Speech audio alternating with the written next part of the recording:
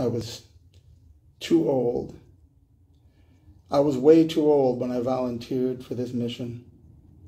They tried to tell me that, but I didn't listen. It was a chance of a lifetime to go through the portal, to find out for myself, can we really travel through time? I was too old. Now I was much older, being trapped in the past, having to wait around. On the other hand, there's a certain freedom that comes with being old. People don't take you too seriously. That can be beneficial. It's how you get away with flirting with younger women, saying things to waitresses with a wink that might get you in serious trouble if you weren't a silly old man. But then I tried it. I tried going to the door disguised as a salesman. Maybe I could pull this off. I was hopeful. Obviously, I was really hoping that my mom and dad would not recognize me later in life. Although, well, would they live to see me this age? The conundrums of time travel.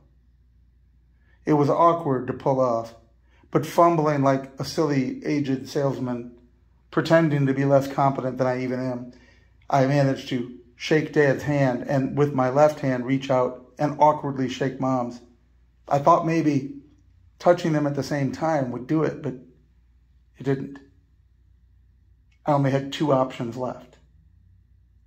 So I very carefully, with a broad smile and making baby noises, put my finger out towards my little older, much older baby brother in the crib.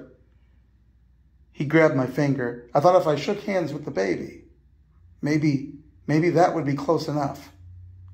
And it didn't work. It didn't work.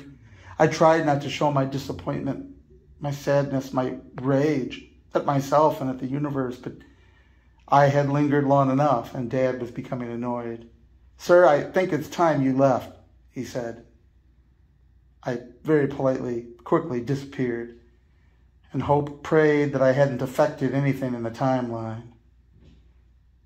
This was the conundrum, the time travel loop. I had made it to the past, sure enough. Made it back to long before I was born, and I was already too old. God, I should have listened. But I undertook the mission, and now the retrieval system had not worked. None of the gadgets I brought with me worked. I didn't know why, but I was trapped in the past. But I did know this. The paradox of the loop should break the connection. They told me if I could find myself, and without telling myself who I was, if I could find me, if I could make physical contact with myself in the past, that connection should break the loop. It should immediately pull me back to the present, my present. It should do what the retrieval system failed to do, but it was dangerous. I had to not affect the past. I had to not affect my family. I had to not affect me. But I lived, was living, existing, long before I was born. I spent a long time looking for other ways. I met my grandpa. I thought maybe his quantum state is close enough. Maybe his DNA, his genetic structure, maybe if I shake hands with Grandpa. And now I've tried my other options. I shook hands with Dad and Mom at the same time.